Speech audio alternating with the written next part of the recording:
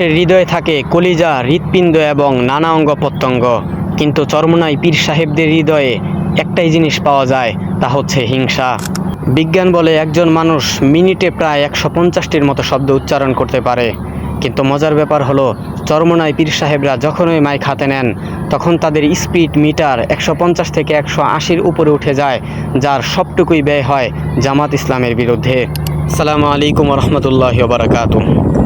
1924 সালে প্রতিষ্ঠিত চরমোনাই পীরের খানকা শরীফ দীর্ঘ 1 শতাব্দী ধরে লাখো মানুষকে হেদায়েত এবং সঠিক পথ দেখিয়েছে, কিন্তু অত্যন্ত দুঃখের বিষয় বর্তমানে যোগ্য নেতৃত্বের অভাব এবং চাটুকারিতার কারণে এই ঐতিহাসিক স্থানটি ধ্বংসের মুখে পড়েছে।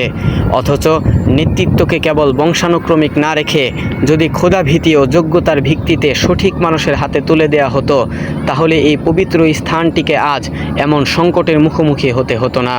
আল্লাহ তাআলা কোরআনে কারীমের মাঝে বলেন, ইন্নাল্লাহা ইয়া'মুরুকুম আন তুআদ্দুল আমানাতি ইলা আহলিহা।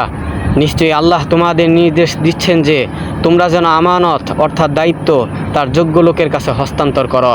ইসলামের বড় বড় বুজুর্গদেরও একই কাজ করতে দেখা যায়।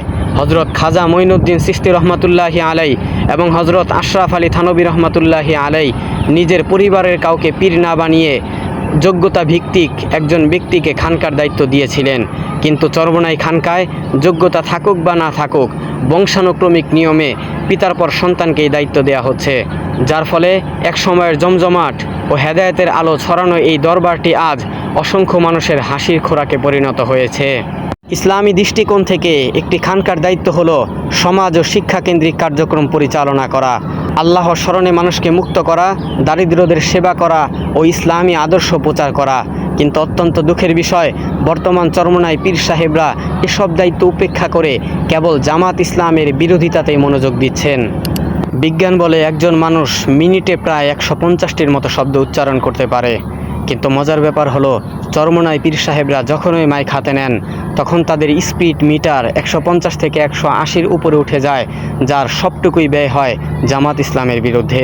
সে হৃদয়ে থাকে কলিজা, হৃৎপিণ্ড এবং নানা অঙ্গ প্রত্যঙ্গ, কিন্তু চরমোনাই পীর সাহেবদের হৃদয়ে একটাই জিনিস পাওয়া যায়, তা হচ্ছে হিংসা। বিশেষ আহ্বান থাকবে, চাটুকারিতা বন্ধ করুন, অন্যের সমালোচনার জিকির বন্ধ করুন, আত্মশুদ্ধি এবং শিক্ষার মাধ্যমে নিজেদেরকে যোগ্য করে তুলুন, নয়তো আজ থেকে 50 বছর পর চরমোনাইয়ের পবিত্র স্থানটি কৌতুকের মঞ্চে পরিণত হওয়ার আশঙ্কা রয়েছে।